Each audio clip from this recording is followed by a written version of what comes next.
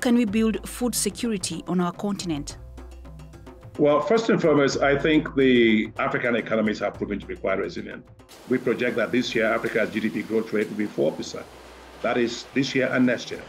And that is high compared to the global GDP growth rate, which is estimated to be 2.7% this year and 3.2%. We have a program that's called Technologies for African Agricultural Transformation. That program in the last 3 years alone has provided more than 12 million farmers with access to high-performing technologies for maize, for rice, for cassava, and also for wheat, all across several African countries. And one of the countries that actually stands out a lot is Ethiopia. In Ethiopia, we supported them to produce wheat, but using heat-tolerant wheat varieties that resist heat. We provided those varieties for them in 2018. And they started in 2018, they cultivated 5,000 hectares. Then this year, they cultivated 1.4 million hectares. And for the first time in their history, Ethiopia is now a net exporter of wheat. We're doing the same also for maize, all across from Kenya to all of East and Southern Africa. We have 5.6 million households that are using what we call water-efficient maize. These are maize varieties that are able to tolerate also drought.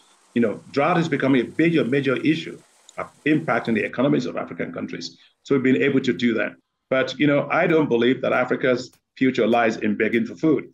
We're sitting on 65% of all the arable land that's uncultivated left in the world. So what we do with that will determine the future of food in the world.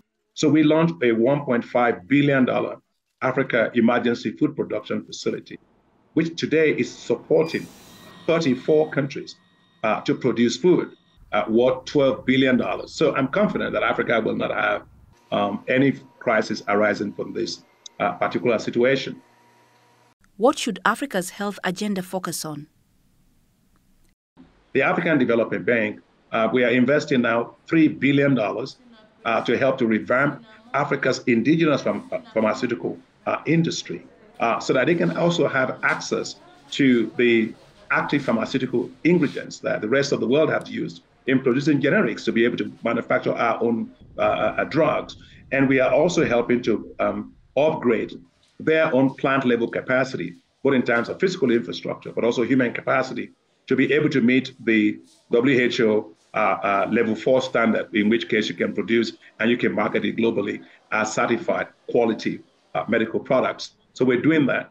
On the vaccine side, we are investing in a few companies to also help with the manufacturing of vaccines in Africa.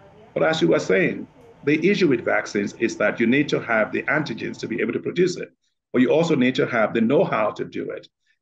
And so vaccines are not things you pick up on a grocery store and you bring home. You have to support, R&D capacity. You have to have, whether it's biochemistry, you have to have, pharmaceutical, pharmacology, people that can actually do that. So we are investing quite a lot in building medical sciences capacity in Africa.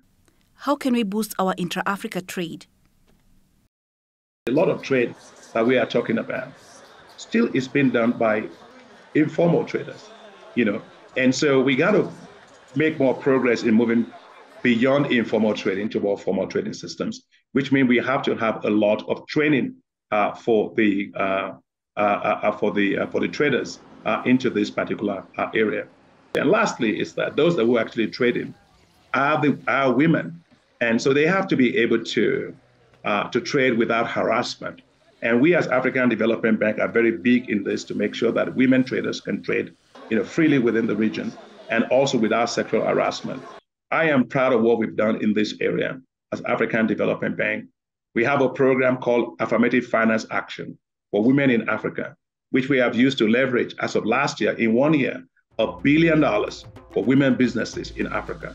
And we'll continue to do that because women are the ones that run trade in Africa.